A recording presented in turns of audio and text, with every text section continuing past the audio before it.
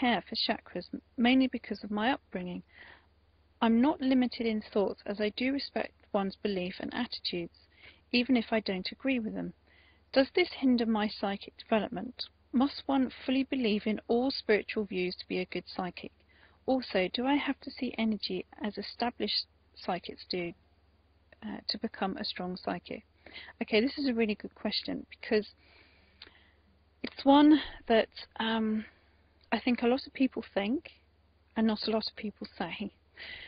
I think it's extremely healthy to pick and choose the aspects of psychic development that you feel an affinity with, and to put to one side the parts that you don't. It doesn't mean to say that you won't feel an affinity with them at a different stage, because you might well do at a different stage of your development. So I'm not going to say at a later stage, I'm going to say at a different stage.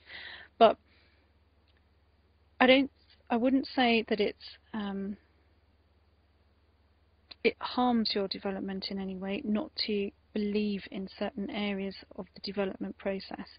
Now, certainly, for example, as far as past lives are concerned, which you're referring to here, I think past lives are something that are very helpful to people in terms of understanding something that's relevant in the psyche today. So for some people that does show as a past experience, and for others it's representative of a past experience in order to heal something in the present. Okay, so I hope that makes sense. Now, as far as things like the chakras are concerned, which is quite interesting that you're saying here, nor really care for chakras mainly because of my upbringing.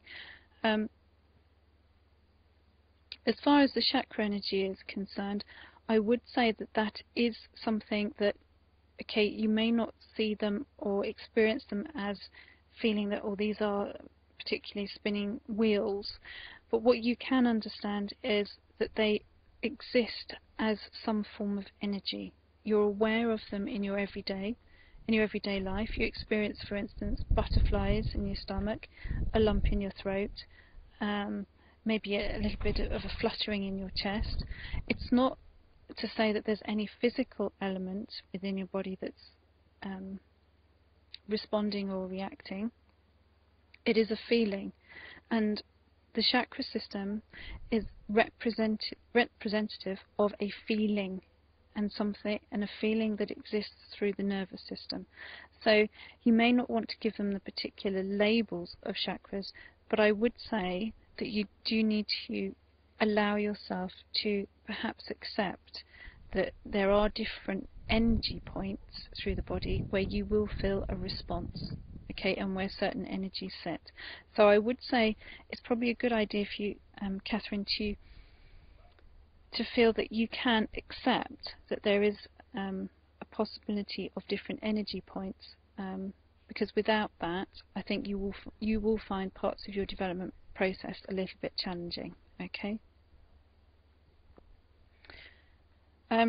When you say, do I also have to see energy as established psychics do to become a strong psychic? No, you don't. You don't have to see energy.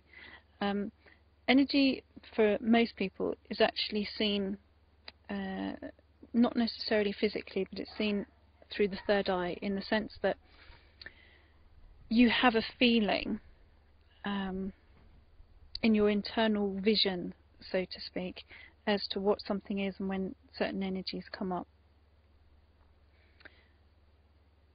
Now, to actually see it is not necessary, but there are aspects of being able to feel it which are necessary. So certainly on focusing on those particular areas, it's quite a good idea for you to maybe do a little bit more meditation processes, etc., just for you to feel your own energy system and to become very aware of it, which without doubt you would be able to do. Okay? Right. Now, this is, gosh, I hope I've said this correctly.